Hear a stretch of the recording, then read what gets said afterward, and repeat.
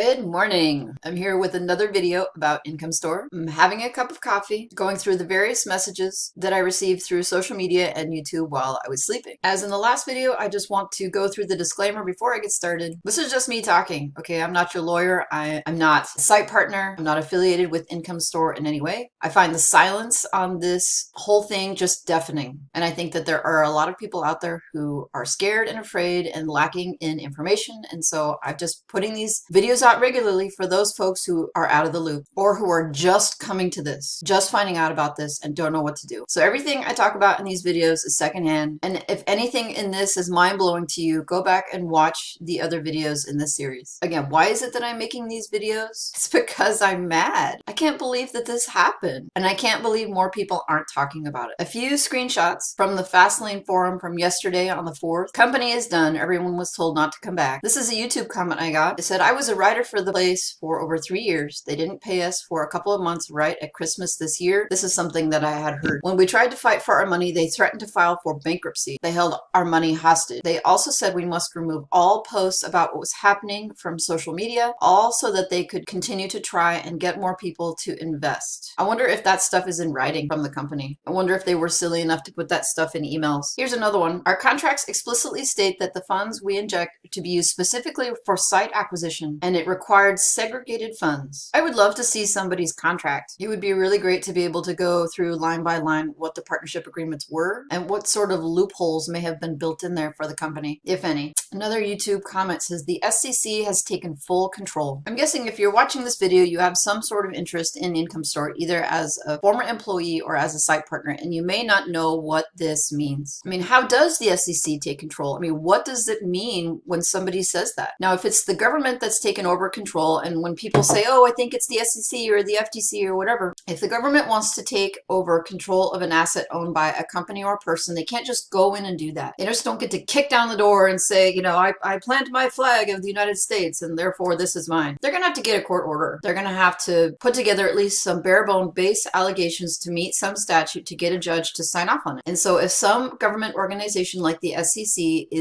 has taken over Income Store, it's because a judge said that they could. Likely this came in the form of a petition to establish a receivership. And if you don't know what that is, go and Google it. A petition for receivership. The rules and regulations about the receivership are going to vary depending upon which court it was filed in. Was it filed in a state court, a county court, the federal court? My guess is that we're going to be seeing a federal proceeding simply because the contacts involved in Income Store were across varying states and also in other countries. So what exactly is a receivership? Keep in mind, this is super general, okay? If you want more specifics, you should go and do this research yourself. But in general, when a petition for receivership has been granted, a person or a company is appointed or chosen to basically run the company, to be in control of it. They basically become the CEO, the COO, the manager. They get to do everything required to do whatever it is they ask for permission to do in the petition for receivership. This means that whoever is in charge can hire, fire, pay off accounts, not pay off accounts, resolve disputes, pay employees, not pay employees, basically anything, right? All of this control is placed under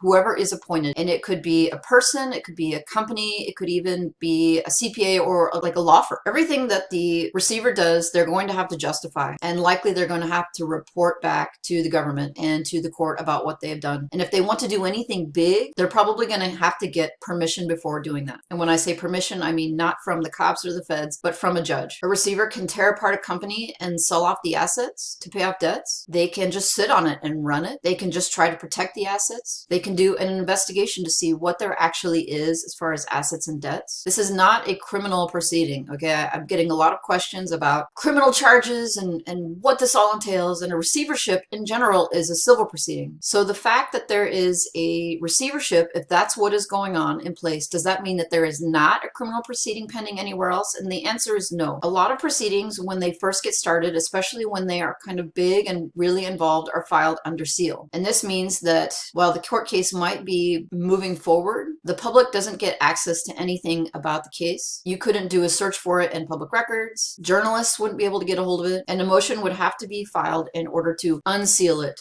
so that it can be made part of the public record. Now, why would the receivership, if that is what is going on, why does this have to be confidential? There are lots of reasons to do this. But in general, when something is kept under seal, it's because the government still has more that it wants to do before it releases that information to the public. Maybe the investigation isn't done. Maybe all of the potential targets of the investigation have not been contacted, interviewed, the evidence hasn't been gathered. When people hear about a pending investigation, they may choose to do things like leave, destroy things, change things. The government wants to get a chance to gather all of this before people know and maybe choose to act differently as a result of knowing about the investigation or knowing what the allegations are. In general, you'd see the government wait before filing something, even a receivership. And so the reason that we're seeing this right now is probably because there is something imminent about to happen. Maybe the loss of some asset, foreclosure, distribution of some asset, lawsuits being filed or resolved, something that warranted jumping in right now. Does the existence of the receivership mean that people are going to get their money or their assets from the company? The truth is, I have no idea, and nobody probably does either. The government doesn't know fully what is going on with the company at this point. There's going to be quite a bit of time, I'm guessing, for the receiver to really jump in and dive in and see what exists. The receiver can run the company, or they could dismantle it. In this particular instance, I'm guessing that the receiver is going to run the company at least the way it is for a while, because the company is in the business of managing assets that belong to other people. And so if the company were just to stop doing that and let everything go to heck, people would end up more damaged than they are at this point in time, and that is something that the government wants to avoid. It's likely that any sort of significant action is going to be associated with a court order, and that no payments of any kind are going to be going out to anybody. Even revenue that is legitimately earned from a website owned by a site partner, but that revenue was going to the site partner through income store accounts. So how do I find out more about what's going on? At this point, your options are pretty limited. I recommend that you jump in and start talking with other site partners in their Facebook groups or email lists. You can hire a lawyer, and a lawyer is likely to be able to access more than you will be able to. But honestly, I don't think we're going to have to wait for long. At some point, the government is going to have to move to unseal that receivership, and eventually the other aspects of this case are going to move forward, and it's going to be public in nature. You know, before I was really quizzical about why it is that there was nothing online about this. You know, why social media was so quiet. If there were hundreds of employees and tons of contractors, people love to chatter on social media. Why wasn't there anything out there about this? And it goes back to that comment that I mentioned earlier. It says the company told them that they had to remove all posts about what's happening from social media or they would not get paid. And that explains a lot. I also wondered why more site partners weren't talking about this. And I'm guessing they got the same spiel that the contractors and employees did. They were probably told that if they kept quiet, they would have a chance of getting their money back. But if they talked and went public about it, that the company would file bankruptcy and they would get nothing. I've appreciated all of your comments and messages. I've been putting feelers out there for anyone who wants to talk about this openly. I have the capability to do simple interviews using Zoom. It would be really nice to get some information from someone who had firsthand insider knowledge about what is going on. Contractors, employees, site partners. It's becoming clear that a lot of people jumped into relationships or partnerships with Income Store without knowing the full extent of what they were getting into, and not because any lack of due diligence on their part. All right, so anyone who wants to have a chat with me, reach out to me. I've got some time. I can set something up pretty quick. As more information comes across my desk, I plan to make more videos. So if you want to hear more about this, go ahead and subscribe. I apologize to my current subscribers who will notice that my usual content has been completely sidetracked by this whole business. And to say, please bear with me. I think this is important for all of us who are interested in building, buying, investing in passive income websites. And hopefully it's something that we can all learn from. All right, everybody, take care. We'll see you in the next one.